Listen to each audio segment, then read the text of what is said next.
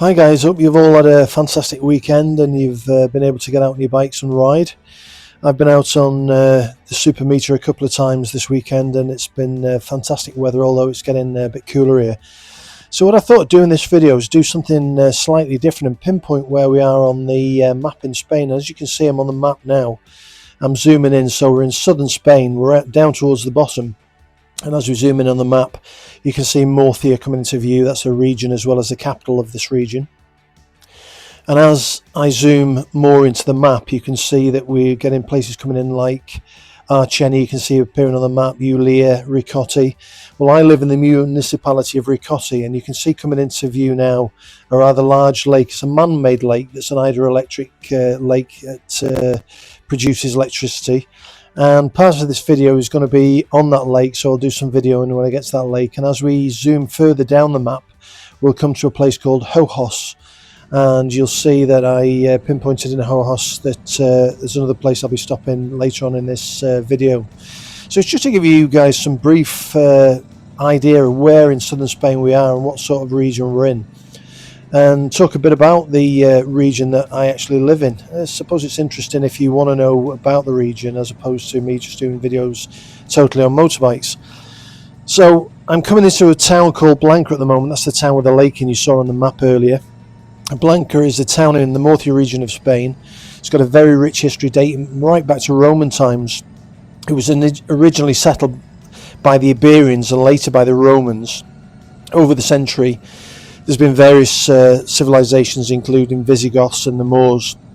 Latterly, the Moors ruled this area of Spain for a long time, and this is one of the last Levants in Spain where the Moors actually were in residence before they were kicked out during the Reconquista. This part of Murcia was part of the Kingdom of Murcia. Blanca originally was called Negra, and there's still a lot of Moorish influences within this town. Historically, you can see here there's a water wheel that was part of the irrigation system that was set up by the Moors. And an interesting note is that when the Moors left this region, each and every town within Murcia had one Moorish family who remained in the area to teach the Spanish locals how to use the waterways, the water ducts, the viaducts, etc. So they were allowed to stay, but the rest of the Moors were expelled and back over to Africa.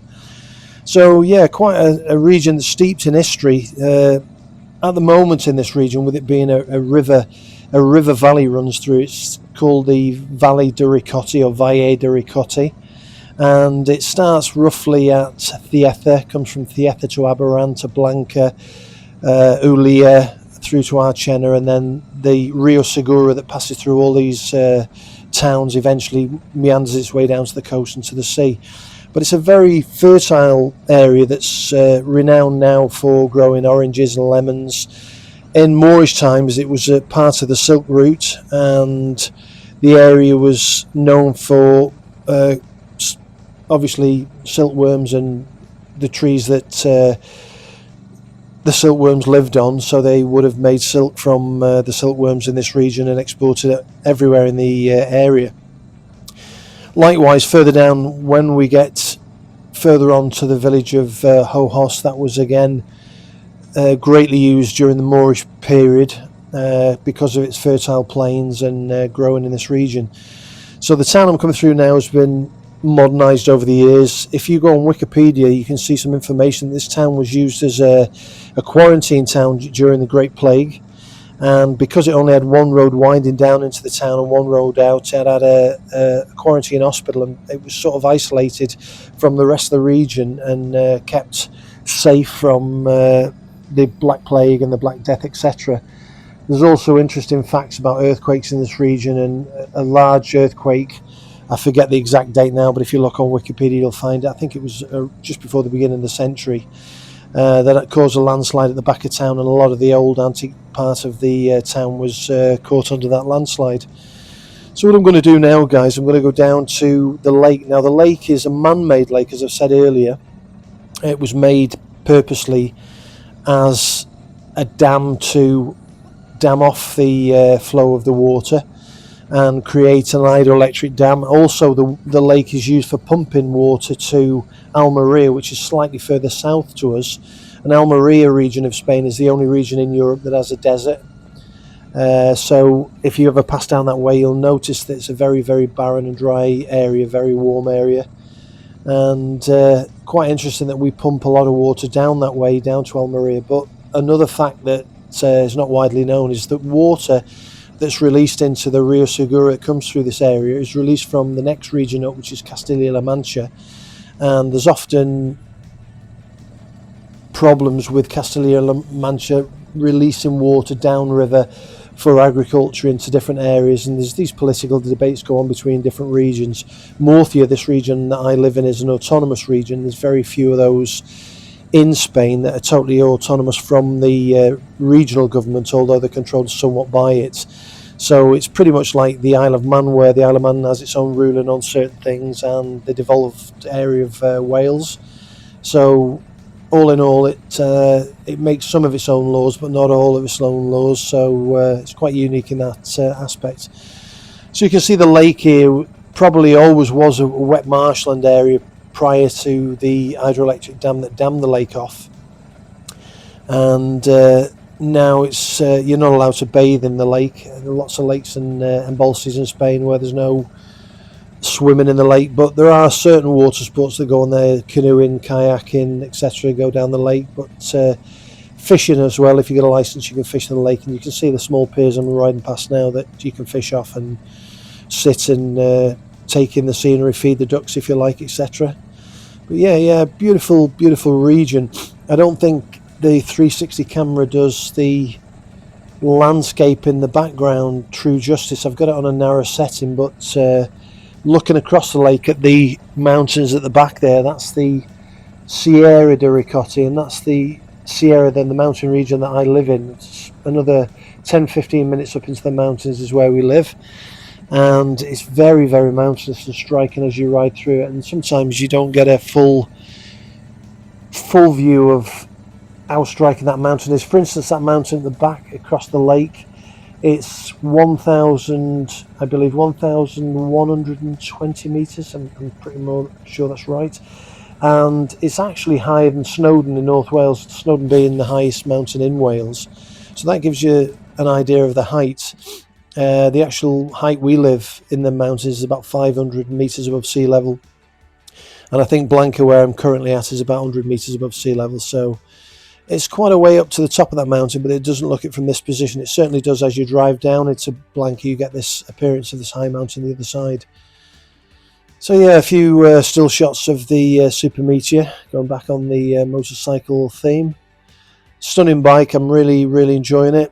I said in the previous video that I was going to get in for its first service, and I've been in touch with the dealership and they've knocked me back slightly, so it's going in on the 11th, which is not tomorrow, it's the week after. So a week tomorrow it's going in for its first service, and I'm currently at about 900 kilometers, and they're telling me they want it in 1,000, so or 1,000 thereabouts instead of the 500 that's recommended. So it'll be what it'll be, but yeah, it's still running superbly well, guys. There's nothing wrong with the bike, it's going great, and really enjoying it.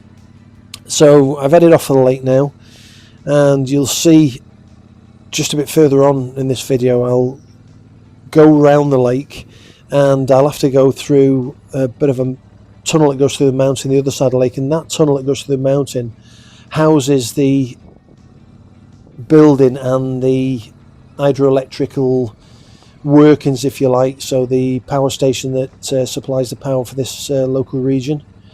And we'll go on further down to a town called Ojos, and I'll get down to the river there, and I'll take a few more pictures when I get there. So I'll leave it at this point and let you enjoy some of the scenery.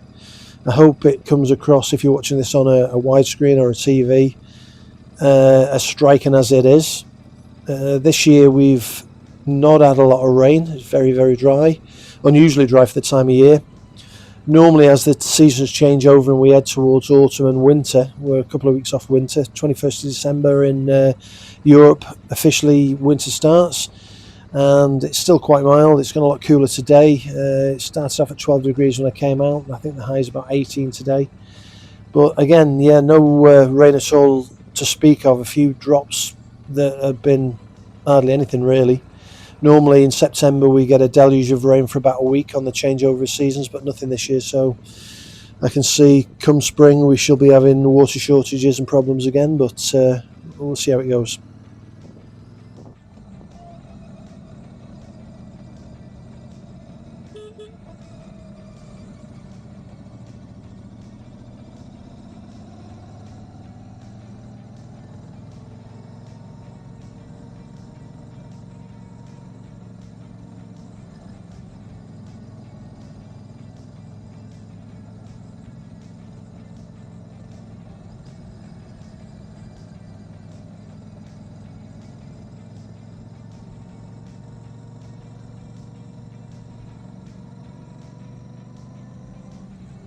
So, guys, a bit of a topic of interest. If you look over to your right, immediately you'll see a large red building there, and that is owned by the Count of Blanca, Conti Nobili. And he also owns a large building in the centre of town, a really antique building that was used for many years as an hotel.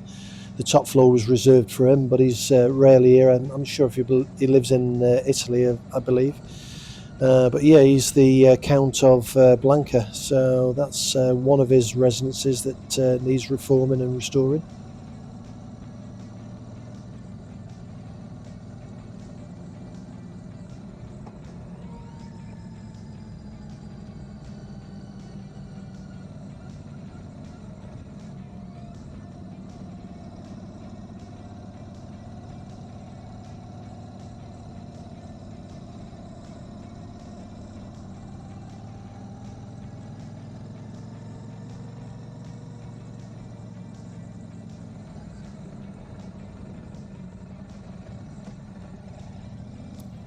Yeah, this road I'm tootling up now, to be honest, I've lived in this region for 17 years and I've never ever ventured up this road.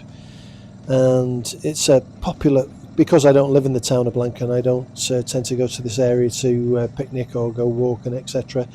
It's a local picnic area just outside the town, the other side of the lake, where a lot of locals come in the summer, spring, well, all year round, really. There'll probably be a few people up here today picnicking, but yeah, it's a local place where you can just have a barbecue or a picnic, depending on the type of year. There's certain restrictions on barbecuing when we're in the middle of the summer, it's very dry. But you can barbecue and picnic at certain times of the year, and just at the top of this trail, I believe. It's a bit of a loop that goes up and round. There's picnic tables and picnic areas, and people bring their families, their dogs up here and walk in the forest, etc., and just take in the fresh air and the scenery.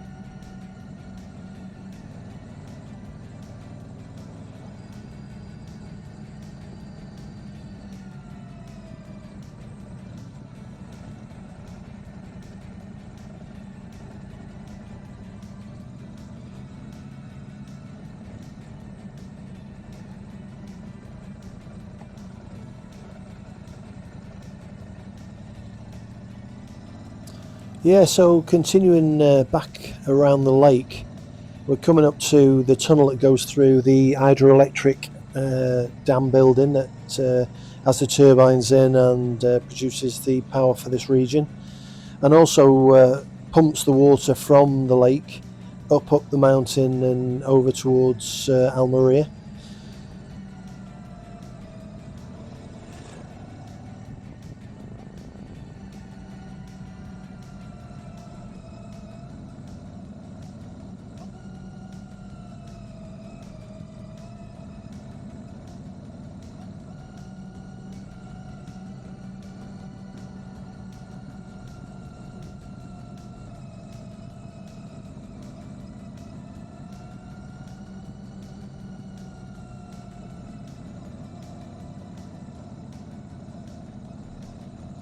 The tunnel going through the mountain where the hydroelectric dam and the power station are located, and it comes out the other side, and the river then goes from the lake and follows its normal path where it's gone for centuries, I would suppose, further down through the valley. And you'll notice as we turn the corner and head down towards Hohos, there's some striking geological rock formations on the left hand side, really striking features. And all the Iberian Peninsula is studied extensively by geologists due to the rock formations, and they're formed by geological rifts or tectonic movement. And the whole region of Murcia, right the way through to Alicante, is a volcanic fault line. We do get volcanic activity along this fault line, and we do get earthquakes quite regularly, only very mild ones. The last big one was a few years back in Lorca, which caused a lot of damage, but nowhere near as devastating as the one at the turn of the century in Granada that killed thousands and thousands of people. But yeah, further down this valley, once you pass Ojos and go further down, you come to a place called Archena. Archena was a Roman settlement very early on in the history of the Iberian Peninsula, and it was a Roman settlement due to the fact that there's a thermal spring there, which is still used to this day. You can go to the thermal baths in Archena, and there's hotels there, and there's a very old casino there. It's very picturesque. The new facilities that are there are very modern. It's more like a Centre Parks in the UK, so there's huge pools and outdoor sunbathing areas, and it's somewhere where we go most of the year. Even in the winter you can go and use all the outdoor pools and still sunbathe when you get 18, 19 degrees during the day. As long as you dry off, it's quite okay to lie there and get a bit of a winter tan. So yeah, we're quite lucky with the environment and the weather. Not to say that it doesn't get cold. We can have snow and ice, and it does get cold, but often we get warm winter days. Yeah, so I'm going to drive through Ojos. It's a popular spot for people going down to the river.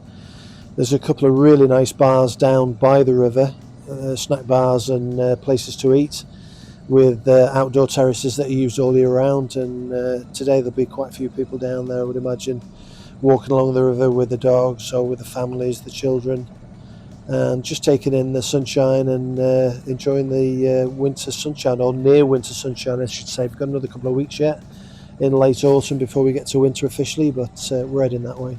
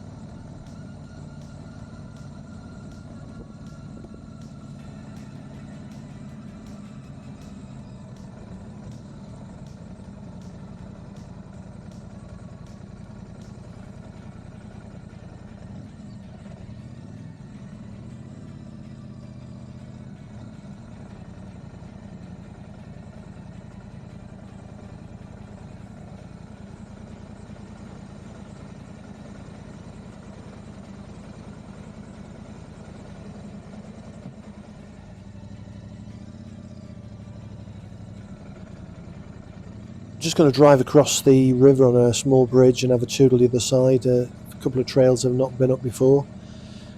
Should have done really when I had the Himalayan. All around this area there's fire trails and mountain trails to explore, but it's such a diverse region. There's such a lot of little places to get to that a lot of them you sort of get to miss really, but we'll have a tootle over there and see what the landscape looks like and the views at the other side of the river.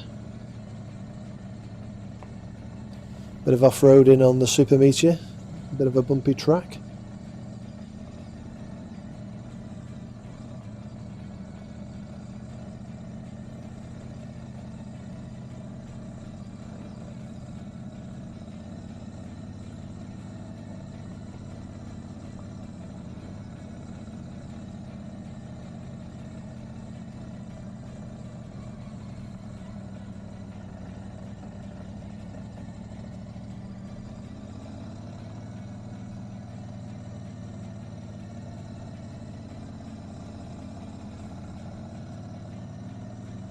I've not been up before, but I'm going to go up to the top here and see what the views are like and get some footage on the way back down to show you the mountains over the other side. So yeah, it's quite shaly, quite very steep. I don't know what it's going to end up like further up, but we'll take a ride up and have a look. Maybe turn around near the top and come down and have a look the other way down.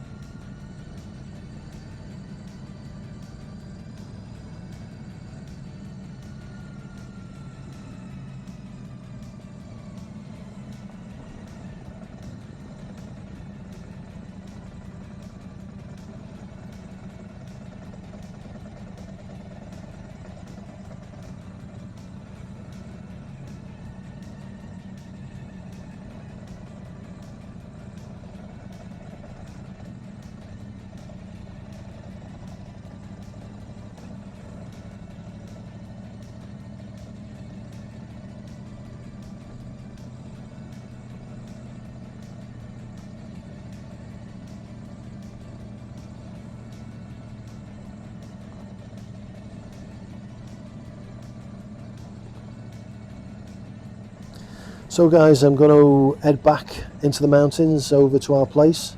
It's about a 25 minute ride from here, and I hope you've enjoyed joining me on this journey. I'll let the video play out to the end. There's probably another 5 or 10 minutes on the video, and okay, you don't have to watch it all if you don't want to, but if you want to see some of the sights and the scenery, watch the end. Leave me comments below, let me know what you think of this area.